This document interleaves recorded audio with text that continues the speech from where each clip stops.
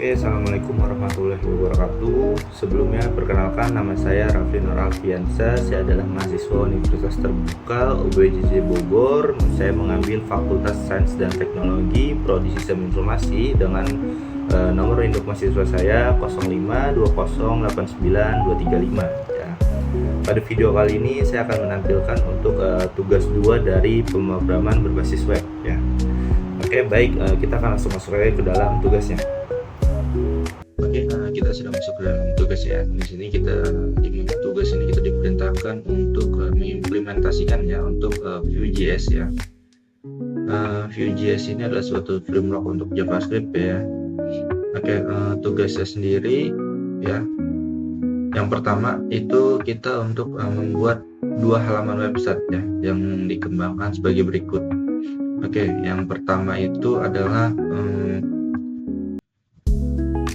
atau halaman stok ban ajar, yang dimana halaman ini menampilkan daftar stok ban ajar untuk seluruh UT daerah ya. Kita mau dibikin table list, bentuk lain table atau list bentuk lain ya. Dimana di sini terdiri atas kode mata kuliah, kode kategori mata kuliah, UT daerah, lokasi rak, terus jumlah stoknya, lalu jumlah safety stock, lalu juga ada status, lalu juga ada catatan ya. Selanjutnya juga ada fitur-fitur yang harus kita tambahkan ya. Selanjutnya di halaman berikutnya juga ada tracking untuk delivery order ya. Oke, mungkin di sini saya coba akan menjelaskan satu persatu ya. Dimana saya sudah membuat codingannya ya di sini. Untuk programnya, kodenya sudah saya buat ya sebelumnya. Oke, yang pertama saya akan coba ini dulu ya untuk yang ini halaman stok bahan ajar ya, yang dimana di sini untuk di stok app sendiri saya menambahkan untuk data bahan ajar, yang dimana saya mengambil dari data JS yang diberikan oleh atau dari data bahan ajar yang diberikan oleh ini ya dari soalnya. Ya, di sini ada data dari bahan ajar JS ya, UPBJ list, data bahan ajar UPBJ list, kategori list, data bahan ajar kategori list, stok, data bahan ajar stok. Ya, di sini juga ada reactive stat untuk filter untuk tampilan tabelnya ya. Untuk datanya juga nih ada ya, kategori, judul, UPBJ, lokasi rak, harga, stok, dan juga catatan. Oke, kita akan coba langsung running saja untuk ininya ya, webnya. Saya akan coba login, ini halaman loginnya ya. Saya akan coba untuk login menggunakan Rina ya. ID. Lalu untuk passwordnya sendiri itu adalah Rina Sekudut. Oke, kita sudah masuk dalam halaman dashboard mungkin ya. Kita langsung masuk ke informasi bahan ajar ya. Di informasi bahan ajar ini ya seperti ini gitu tampilannya. Selanjutnya coba kita masuk ke dalam soalnya ya, yang dimana di sini soalnya ini adalah kolom atau data field sebagai berikut ya, yang dimana di sini saya membuatnya menggunakan table ya, kode, judul, kategori, UPBJ, lokasi rak, harga, jumlah, status, catatan, juga aksi ya. Oke, selanjutnya di sini terdapat kita fitur untuk mengedit stok data bahan ajar ya, yang dimana kita dapat mengeditnya di sini. Ada tombol kita bisa mengeditnya. Contoh kita mengeditnya stok itu menjadi 30 bisa. Kita akan simpan perubahan. Oke, data berhasil 30 ya, dimana di sini untuk kodenya sendiri adalah sini. Sebenarnya ini edit item ya untuk pengerjaannya di sini. Oke, selanjutnya itu adalah fitur untuk melakukan filter dan sort data stok ya. Silakan bebas menggunakan apa ya. Untuk filter stok ini kita bisa dari UT daerah, kategori, mata kuliah ya. Oke, ini coba saya masuk dulu ke dalam ini ya. Nah, di sini filternya terdapat ya, dimana kita dapat memilih UPBJJ. Contoh UPBJJ Jakarta gitu. Kita akan munculkan langsung ini hanya UPBJJ Jakarta saja. Contoh UPBJJ Surabaya ada yang untuk kategori praktikum ya. Nah, selanjutnya untuk kategori ini kita akan pilih dulu harusnya Jakarta. Untuk kategorinya kita MK wajib, yaitu ada 2. Lalu kalau misalnya Surabaya maka praktikum, dia kategorinya adalah praktikum muncul ya.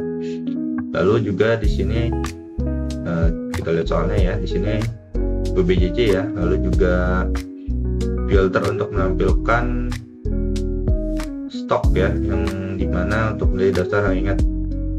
Oke, sebentar di sini ya.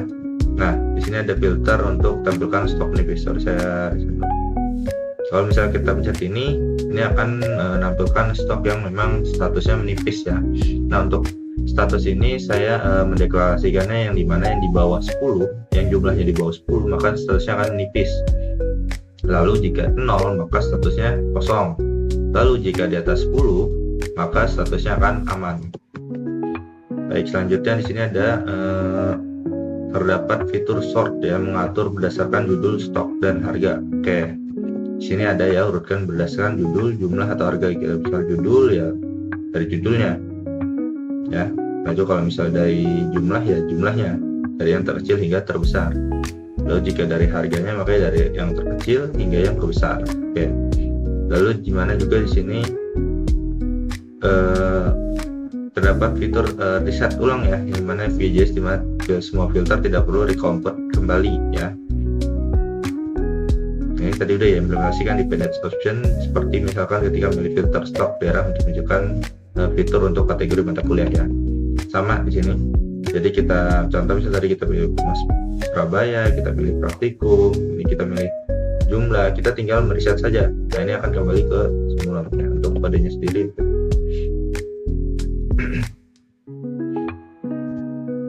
Sorry. Nah, reset filter ya. Ini reset filter untuk kodenya sendiri. Nah, ini juga untuk menampilkan data yang difilter ya, filter PBJJ, lalu filter stok menipis ya, filter sorting, filter kategori ya.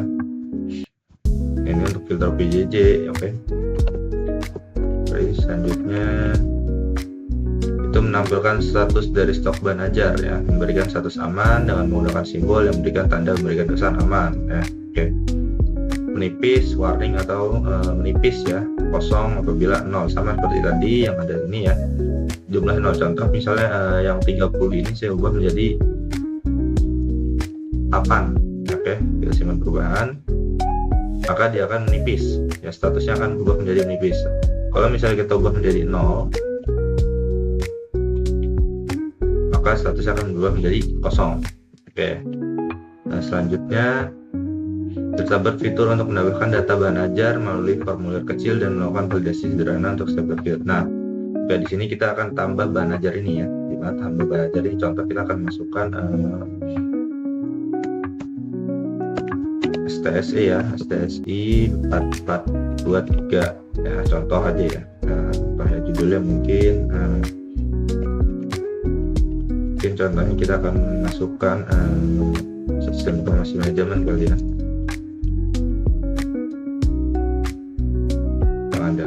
Pengantar akuntansi boleh, atau ini hanya contoh ya.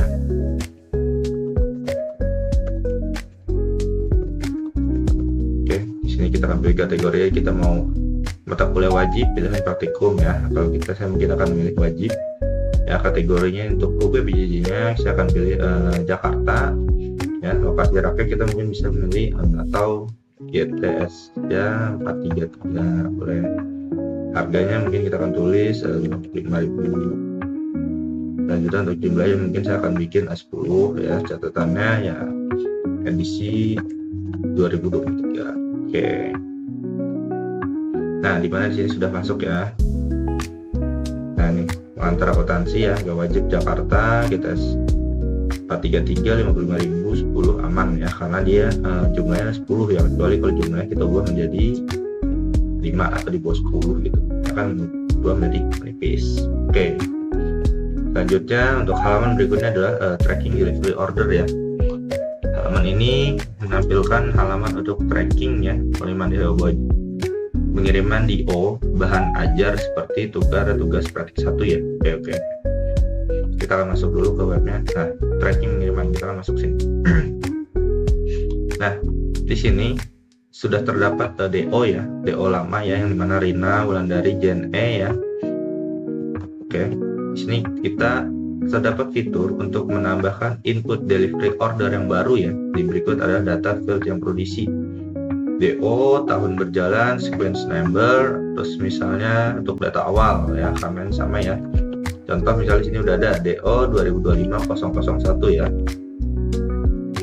Nah, selanjutnya jika sudah ada tracking terbaru menjadi DO 2025-002 dan seterusnya. Maka ini udah terdapat di sini langsung ya, otomatis ya. Jadi dia akan seterusnya. Mungkin kalau bisa kita buat baru maka akan bertambah terus menjadi 3, 4, 5 dan juga seterusnya. Di sini saya akan coba ya. Dan di sini kita lihat dulu ya untuk name di sisi secara manual pengguna, nama, ekspedisinya ya, reguler atau express. Lalu untuk paket bahan ajarnya kita juga select ya, atau memilih ya mau bagaimana. Selanjutnya untuk dapat diisi tanggal kirim ya, tanggal kirimnya, fungsi date ya. Lalu juga untuk total harga. Selanjutnya coba kita akan coba ya, di sini name coba kan saya akan masukkan name saya. Oke, namanya